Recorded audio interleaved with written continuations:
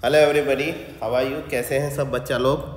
तो मैं आप सभी का हमारे इस YouTube channel Edu Arena Kota पर मोस्ट वेलकम करता हूं। जैसा कि हम लोग हमारे इस वीडियोस में बोर्ड की रिवीजन पर्पस से क्लासेस ले रहे हैं, तो रिवीजन पर्पस से जो हम लोगों ने लास्ट टॉपिक पढ़ा था वो बेसिक पढ़ा था इलेक्ट्रिक फील्ड एंड चार्जेस के बारे में। और मैं लास्ट टॉपिक में आपको बोल के गया था बेटा कि हम लोग नेक्स्ट क्लास में कूलाम्स लॉ पढ़ेंगे, जैसा कि आपके सामने लिखा हुआ है कूलाम्स लॉ के बारे में। ठीक है, तो कूलाम्स लॉ के बारे में आज डिस्कस करेंगे। और हम वीकली अभी स्टार्ट किए हैं, तो आपको वीकली एक वीडियो देने की कोशिश कर रहे हैं। ठीक है, तो देखिए, मैं एसएम साहब आपका इस यूट्यूब चैनल पर बहुत बहुत स्वागत करता हूं। और आज हम स्टार्ट करते हैं बिना टाइम वेस्ट किए कूलाम्स लॉ।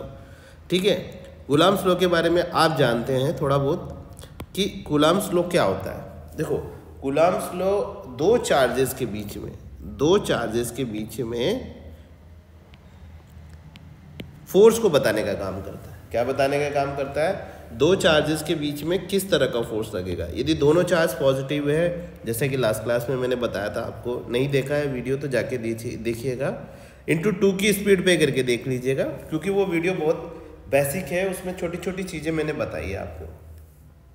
तो एक बात बताइए बेटा, आपके पास दो चार्जेस, एक पॉजिटिव दूसरा भी पॉजिटिव, और दोनों के बीच की डिस्टेंस यदि आर है, तो आपको मैं पहले बताया था कि लाइक चार्जेस, पॉजिटिव चार्ज और नेगेटिव, ये दोनों लाइक है, तो ये और ये दोनों एक दूसरे को क्या करते हैं बेटा? रिपेल करते हैं। ठीक है, रिपेल करते हैं, और एक पॉजिटिव और एक नेगेटिव चार्ज अट्रैक्ट करते हैं। ये लास्ट क्लास में भी मैं बता के गया था आपको। लेकिन हमारा मुद्दा ये नहीं है कि रिपेल करते हैं अट्रैक्ट करते हैं, हमें पढ़ना है आज कूलाम्स लॉ। कूलाम्स लॉ में मैं ये बताना चाहता हूँ आपको कि जो दोनों पॉजिटिव चार्ज है, मान लीजिए अपन ने दो पॉजिटिव लिया, कुछ भी ले लीजिए आप, ये हर चार्जेस पर एप्लीकेबल है, तो ये दोनों एक दूसरे को रिपेल करेंगे। और रिपेल क्या करेंगे? इनके लाइन ज्वाइनिंग द सेंटर्स, इस लाइन के अबाउट ही है, या तो रिपेल कर सकते हैं या अट्रैक्ट कर सकते हैं। अब दोनों पॉजिटिव चार्ज है, तो दोनों एक दूसरे को रिपेल कर रहे होंगे।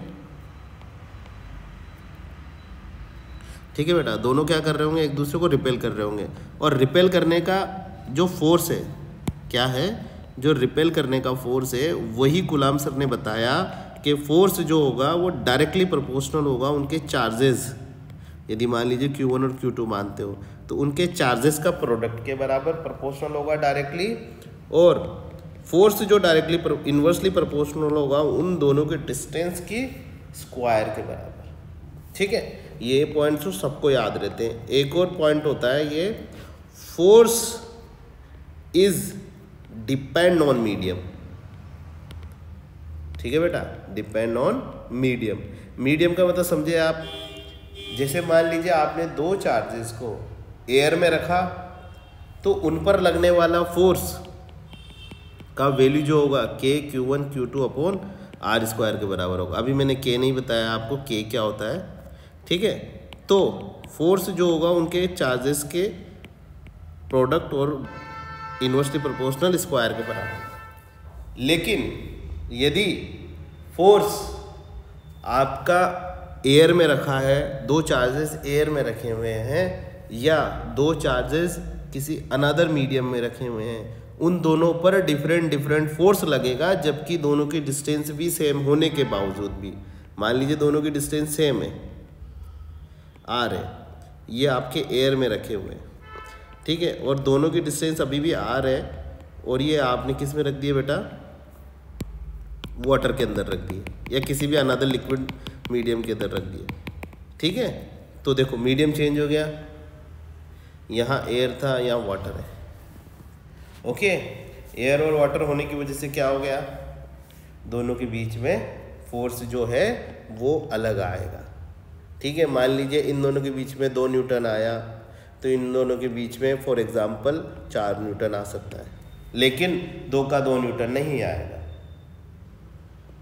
ठीक है भाई, तो ये मीडियम डिपेंडेंट भी करता है। थोड़ा आगे पढ़ेंगे तब आपको और ज़्यादा डिटेल से क्लियर होगा ये सब चीज़ें। ठीक, तो जैसा कि देखें आप, फोर्स पे डिपेंडेंट होता है। तो कूलाम साहब ने एक बेसिक सी इन्फॉर्मेशन दी आपको।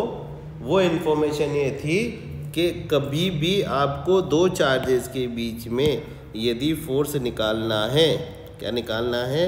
यदि फोर्स निकालना है तो एक फॉर्मूला याद कर लीजिए बेटा, KQ1 Q2 upon R square. क्या याद कर लीजिए? ये फॉर्मूला याद कर लीजिए, यही कूलम्ब्स लॉ है।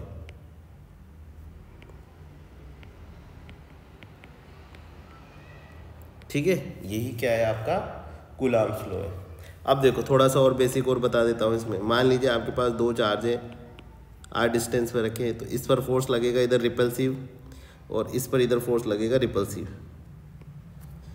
ठीक है, जिसका मान लीजिए फोर्स ये 1 चार्ज है, ये 2 चार्ज है। फोर्स ऑन 2, 2 नंबर वाले चार्ज पर ड्यू टू 1, एक की वजह से लगेगा।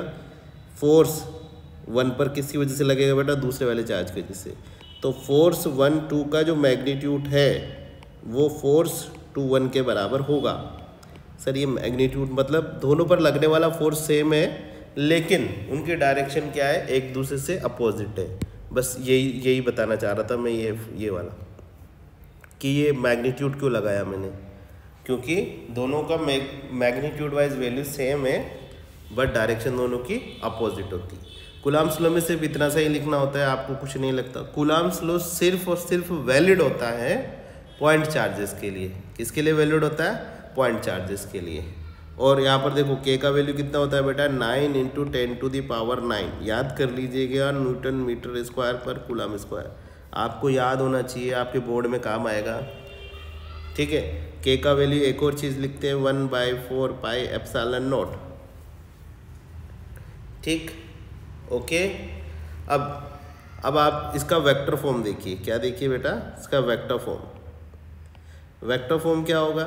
आपको पता है वेक्टर ऐसी क्वांटिटी होती है जिसमें मैग्नीट्यूड भी होता है और डायरेक्शन भी होती है। तो अब ये फोर्स जो F = KQ1 Q2 upon R square जो है वो तो हमें डायरेक्शन बताएगा नहीं। ठीक है बेटा, तो हम कैसे डायरेक्शन निकालेंगे? तो देखो यहाँ पर देखिएगा, F = KQ1 Q2 upon R square. देखो डायरेक्शन दिखाने के लिए हम लोग रिप्रेजेंट करते हैं डायरेक्शन के लिए यूनिट वेक्टर। क्या रिप्रेजेंट करते हैं? Unit vector. और यूनिट वेक्टर को ऐसे दिखाते हैं n। ठीक है, तो यहाँ पर r से डायरेक्शन रिप्रेजेंट कर देंगे, तो r का मतलब r। कौन सा कैप बेटा? r पर कैप। और जैसे n कैप, ये फॉर्मूला आपने वेक्टर में पढ़ा होगा, n कैप बराबर n vector divided by magnitude of n। तो यहाँ पर r वेक्टर लिखा है आपने, तो आप क्या लिखोगे? KQ1 Q2 upon R square, r vector upon magnitude of r। ये भी तो मैग्नीट्यूड है, तो आपका डायरेक्टली फॉर्मूला बन जाता है वेक्टर फॉर्म में KQ1 Q2 upon r³ into R vector बराबर, this is your formation. Done बेटा, this is your formation. Understood? Simple basic law है, जैसा आप लोगों ने ग्रेविटेशन में भी पढ़ा होगा वैसा का वैसा ही लॉ हम लोग यहाँ पर भी पढ़ लेते हैं। ठीक है, इस पर छोटे छोटे क्वेश्चंस बन सकते हैं। ये फॉर्मूले पे जो भी क्वेश्चन बनेगा आपका इसी फॉर्मूले पे बनेगा। और एक और चीज़, ये लिमिटेशंस में मैंने आपने बता ही दिया कि ये पॉइंट चार्ज पर वैलिड होता है, बड़े चार्जेस पर वैलिड नहीं होता। ठीक है बेटा, चलो अब कुछ छोटा सा एक और टॉपिक कंसिडर कर लेते हैं इसी वाले में, principle of superposition. Principle of superposition. यार वैसे आपने ये बहुत बार पढ़ा होगा प्रिंसिपल ऑफ सुपरपोजिशन। यदि किसी ने कभी ध्यान से थोड़ा भी पढ़ा होगा ना, तो प्रिंसिपल ऑफ सुपरपोजिशन ये कहता है, देखो बेटा यदि किसी को मेरा वीडियो स्लो लगता है तो × 2 की स्पीड में करके देख ले, आपका बहुत अच्छा बेसिक रिवीजन हो जाएगा। प्रिंसिपल ऑफ सुपरपोजिशन ये कहता है कि यदि आपके पास बहुत सारे चार्जेस रखे हुए हैं Q1 Q2 Q3, ठीक है, मैं आपसे पूछूं, ऐसा प्रिंसिपल ऑफ सुपरपोजिशन हर पूरी फिजिक्स में एक ही जैसा काम करता है। ये कहीं पर मास के लिए काम करेगा, कहीं पर चार्ज के लिए काम करेगा। ठीक है, अलग अलग करेगा। जहाँ पर भी सुपरपोजिशन का मतलब समझ जाइए कि ये एक ही प्रॉपर्टी काम कर रही है, जो मैं बता रहा हूँ आपको। ये 3 चार्ज है, 1 नंबर 2 नंबर और 3 नंबर। अब मैं आपसे ये पूछता हूँ, क्या पूछता हूँ कि इस 3 वाले चार्ज पर कितना फोर्स लग रहा होगा। तो आपको पता है ये भी पॉजिटिव, ये भी पॉजिटिव। तो देखो मैं आपको थोड़ी देर पहले बताया कि इस लाइन के अबाउट सेंटर टू सेंटर, तो या तो ये इसको अट्रैक्ट कर सकता है, इस Q1 चार्ज इस Q3 को, Q1 चार्ज इस Q3 को या तो अट्रैक्ट कर सकता है, रिपेल कर सकता है। तो Q1 चार्ज जो है, ये Q1 चार्ज ये क्या करेगा, दोनों पॉजिटिव होने की वजह से इसको रिपेल करेगा।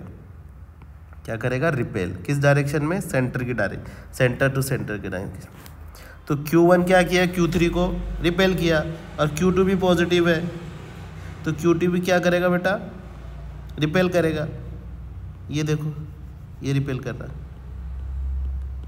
रहा ना।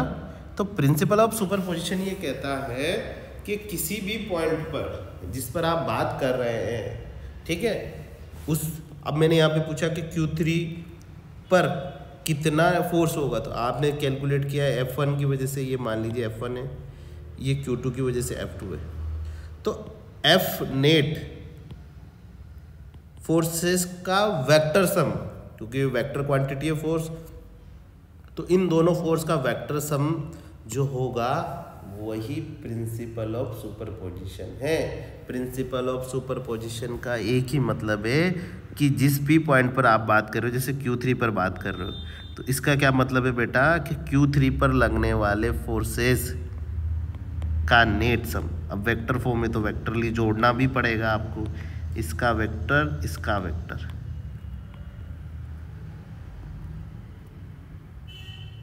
ठीक है।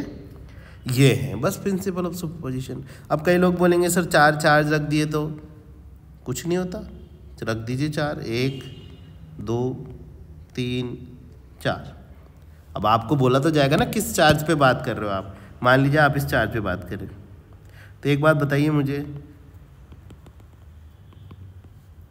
ये 3 चार्जेस है इसके अलावा, तो ये वाला इसको इधर रिपेल करेगा, ये वाला इसको इधर रिपेल करेगा, और ये वाला इसको इधर रिपेल करेगा। F1 मान लिया मैंने यहाँ पर, F2 मान लिया मैंने यहाँ पर, F3 मान लिया मैंने यहाँ पर। तो F नेट का वैल्यू कितना हो गया बेटा, F1 vector plus F2 vector plus F3 vector. ये लो, ये हो गया आपका प्रिंसिपल ऑफ सुपरपोजिशन, हुआ ना। तो प्रिंसिपल ऑफ सुपरपोजिशन बहुत आसान है।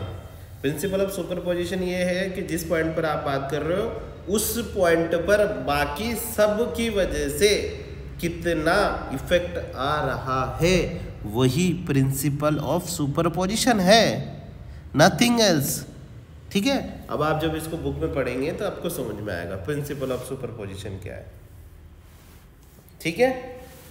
चलो एक क्वेश्चन कराता हूँ मैं आपको, ठीक।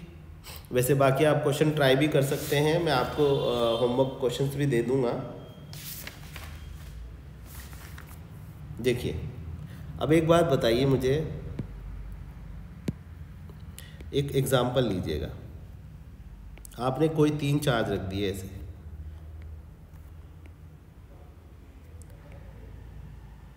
ट्रायंगल फॉर्म में, ठीक है। ट्रायंगल आपने मान लिया इक्विलेटरल ट्रायंगल, ठीक है। ये साइड भी A, ये साइड भी A, ये साइड भी A, तो आपको पता है इक्विलेटरल ट्रायंगल के एंगल भी बराबर होंगे, होंगे कि नहीं होंगे। मैं आपसे ये पूछता हूँ, find F net on ABC C charge, ठीक है। Find F net on, find F net charge at vertex C, okay, C वाले चार्ज पर। तो आप एक बात बताइए मुझे, मैंने कोई साइन नहीं दिया, इसका मतलब तीनों पॉजिटिव है। तो ये वाला जो चार्ज है, ये वाला ये वाला ये वाला ये वाला आपके सामने, ठीक है। ये वाला चार्ज क्या करेगा बेटा, ये वाला चार्ज इसको ऐसे ऐसे रिपेल कर रहा होगा, ऐसे की तरफ करेगा, रिपेल करेगा नहीं करेगा। और ये वाला जो चार्ज है, ये वाला ये वाला चार्ज क्या करेगा, इसकी लाइन के अबाउट इसको रिपेल करेगा, करेगा ना। अब देखो इसका फोर्स है F, इसका फोर्स भी F, तो आपको पता है F का वैल्यू होता है KQ1 Q2 upon R square, ठीक है। F बराबर KQ1 Q2 upon R square. तो एक बात बताइए मेरे को, दोनों चार्ज Q है तो K तो कांस्टेंट है, तो Q into Q divided by दोनों के बीच की डिस्टेंस A, तो कितना हो गया बेटा KQ square by A square. ये दिस इज F। मेरी थोड़ी तबीयत ख़राब है बेटा, इसलिए थोड़ा डिस्टर्बेंस हो गया सॉरी। ये देखो K, इन दोनों के लिए चार्ज कौन कौन है, एक चार्ज ये, एक चार्ज ये, दोनों Q है तो ये KQ, और दोनों के बीच की डिस्टेंस भी कितनी है A स्क्वायर है ना, दोनों के बीच की डिस्टेंस ये, तो ये कितना हो गया KQ square by R A square. अब एक बात बताइए मुझे, ये वाला एंगल कितना होगा, जब आपको पता है ये 60 तो ये भी 60, ठीक है। तो देखो ये भी F, अब मैं आपको यहाँ पर बनाता हूँ, ये C पॉइंट है, एक C पॉइंट पे आपके पास एक फोर्स इधर है जिसका वैल्यू F है, क्यों माना है F, देखो KQ बाई R स्क्वायर ये आ रहा है और KQ बाई R स्क्वायर ये आ रहा है, और एक फोर्स इधर है, ये लो F, दोनों F है, और दोनों कितने डिग्री पर इंक्लाइन किए हुए हैं, दोनों एक दूसरे के बीच का एंगल कितना 60 डिग्री, ठीक है। तो 60 डिग्री है तो क्या हो रहा है, देखो क्या हो रहा है भाई, आपको वेक्टर सम करना आता है क्या, वेक्टर कैसे सम करते हैं, वेक्टर का सम कैसे करते हैं, वेक्टर सम, यदि मान लीजिए आपके पास कोई वेक्टर A है और कोई वेक्टर B है, और इन दोनों के बीच का एंगल थीटा है, वैसे तो 90 दिख रहा है आपको, मैं समझ रहा हूँ, लेकिन मैंने मान लिया थीटा है, तो आप कैसे लिखोगे, इसका रिजल्टेंट कैसे आएगा, इसका रिजल्टेंट कुछ मान लेते हैं ऐसा, इसका रिजल्टेंट क्या मान लेते हैं, कुछ ऐसा थीटा एंगल, और ये कुछ पास हो रहा है यहाँ से, अरे डिस्टर्ब क्यों हो रहा है भाई, ये F नेट मान लेते हैं, इसको रिजल्टेंट को मान लेते हैं R। तो R लिखने के लिए क्या करते हैं हम लोग, लिखते हैं हम लोग अंडर रूट में A square plus B square plus 2AB, दोनों का मैग्नीट्यूड इंटू कोस थीटा। तो यहाँ पर देखो इस वाली सिचुएशन में देखो क्या लिखोगे, रिजल्टेंट R बराबर अंडर रूट के अंदर F का स्क्वायर प्लस दूसरा भी F है F का square plus 2F1 F2 cos of 60 degree लिखोगे ना। तो देखो 2F square plus 2F square cos 60 की वैल्यू कितनी होती है भाई, वैसे सबको पता होगा 1/2, ये लो 1/2 अंडर रूट के अंदर, 2 से 2 कट गया तो कितना आ गया बेटा 3F स्क्वायर किसके अंदर, रूट के अंदर। तो आपका रिजल्टेंट कितना आ गया, F बाहर आ जाएगा और कितना बचेगा under root 3। This is your answer, this is your answer. अब इसको ज़्यादा एलिब्रेट करके लिखना चाहते हो आप तो देखो कैसे लिखोगे, देखो F नेट जिसको R बोला आपने, √3F हो गया, F का वैल्यू आपको पता है, देखो तो क्या लिख सकते हो आंसर में, √3KQ square divided by A square. This is your final answer, ठीक है। अब मैं आपको एक और क्वेश्चन देता हूँ, ठीक बेटा, इसको आप खुद से कीजिएगा, मैं हिंट दे के जाऊँगा आपको करना क्या है। ये देखो 4 चार्जेस रख लिए मैंने ऐसे, ठीक है। मैंने पूछा आपसे कि बताइए F net A B C and D। मैंने आपसे पूछा कि F net on B charge, क्या पूछा आपसे, F net on B charge, तो B पर कितना फोर्स आएगा। अब आपको पता है charge number 1, charge number 2, charge number 3, 3 charge है इस पर फोर्स लगाने के लिए। यदि स्क्वायर नहीं बनाया होता तो आपको दिखते ना कि 3 आसपास चार्ज रखे हुए हैं जो इस पर फोर्स लगाएंगे, लगा सकते हैं ना।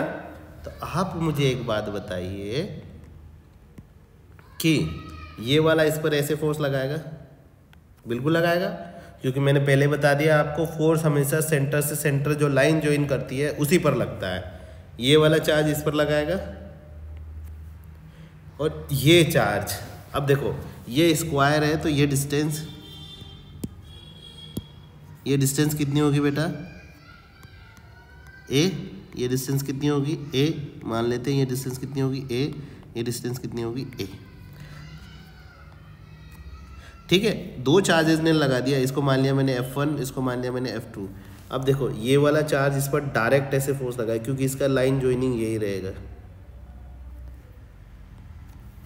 ठीक है, क्या रहेगा, ये लाइन ज्वाइनिंग रहेगा, मैंने मान लिया F3। तो जब आप इसके लिए फोर्स लिखोगे, इसके लिए तो क्या लिखोगे, के ये वाला चार्ज Q, वो वाला ऊपर वाला चार्ज वापस से Q, और दोनों के बीच की डिस्टेंस कितनी, a का स्क्वायर। ओके, जब इसके लिए लिखोगे, इसकी वजह से लिखोगे, इसकी वजह से तो क्या लिखोगे, के पहला वाला चार्ज Q है, दूसरा वाला चार्ज भी Q है, दोनों के बीच की डिस्टेंस a स्क्वायर है। ठीक है, क्या है, a स्क्वायर। अब बताओ मेरे को, अब आपको ध्यान हो, आपने पता हो, आपने पढ़ा हो, तो डायगोनल्स की जो डिस्टेंस होती है वो √2 टाइम्स ऑफ साइड होती है। तो देखो साइड कितनी a है, तो a √2 हो गया। तो इसका फोर्स कैसे लिखोगे, a k, इसका चार्ज q, इसका चार्ज q, और इसका चार्ज भी कितना q, तो ये q अपॉन a √2 का स्क्वायर लिखेंगे ना, तो कितना हो जाएगा बेटा, के Q square by 2a square. ये हो जाएगा के Q square by a square, और ये हो जाएगा के Q square by a square. Okay, अब देखो ध्यान से देखना, अब 3 वेक्टर आ गए आपके पास। एक वेक्टर ये है, एक वेक्टर ये है, और एक वेक्टर बिल्कुल 20 से पास हो रहा है। सर आपको कैसे पता बिल्कुल 20 से पास हो रहा है?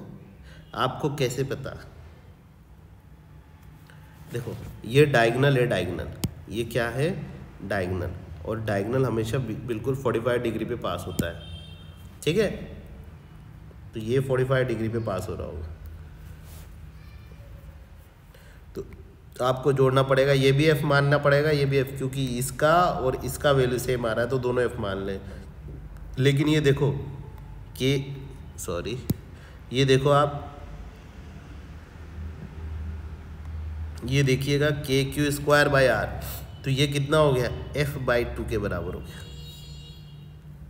कितना हो गया भाई, f/2 के बराबर। हुआ कि नहीं हुआ? अब आपको एक बात और अच्छे से पता होगी कि जब दो वेक्टर 90 डिग्री पर होते हैं, जब दो वेक्टर, इस थोड़ी देर के लिए इस f/2 वाले को भूल जाओ, तो जब दो वेक्टर 90 डिग्री पर होते हैं और उनका मैग्नीट्यूड भी सेम होता है। ठीक है, जब दो वेक्टर 90 डिग्री पर होते हैं तो उनको कैसे जोड़ते हैं, मैंने ऊपर बताया आपको। ये देखो 90 पे हो, 60 पे हो, 30 पे हो, 20 पे हो, 40 पे हो, कोई फ़र्क नहीं पड़ता, आप ये लगा दीजिए, रिजल्टेंट दे देगा आपको। ठीक है, तो क्या करोगे भाई, a square plus b square sir plus 2b cos of theta, और वो सब के लिए अंडर रूट। तो सर f का स्क्वायर होगा, फिर से f का स्क्वायर होगा, सर फिर से f लिखेंगे। सर 90 डिग्री है दोनों के बीच का एंगल, ये लो अंडर रूट के अंदर डाल दो, तो कितना हो गया, 2f square plus 2f square. cos 90 का वैल्यू भाई बता दीजिए कितना होता है जी, 0 होना था, मिटाना नहीं था मेरे को, ये 0। ठीक है, तो ये पूरा का पूरा 0, तो हो गया 2f स्क्वायर, तो वापस से कितना आ गया, √2 टाइम्स ऑफ f। आया कि नहीं आया? यानी कि इसको और इसको जोड़ने पर एक नया रिजल्टेंट आया। क्या आया, एक नया रिजल्टेंट जो बिल्कुल 20 से पास होगा, और कितने टाइम में बेटा, √2/f। अब देखो ये वाला वेक्टर और ये वाला वेक्टर साथ में है, तो जब दोनों वेक्टर एक ही होते हैं, साथ साथ चल रहे होते हैं, तो उनको जैसे हम नंबर्स जोड़ते हैं वैसे ही जोड़ दिया जाता है। तो देखो इन दोनों को, इसको और इसको इसको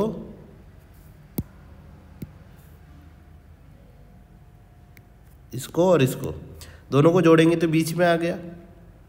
ठीक है, जोड़कर क्या बना दिया आपने, इसको और इसको जोड़ के ये वाला रिजल्टेंट आया आपका, ये वाला आया कि नहीं आया, ये वाला, यानी कि ये गायब।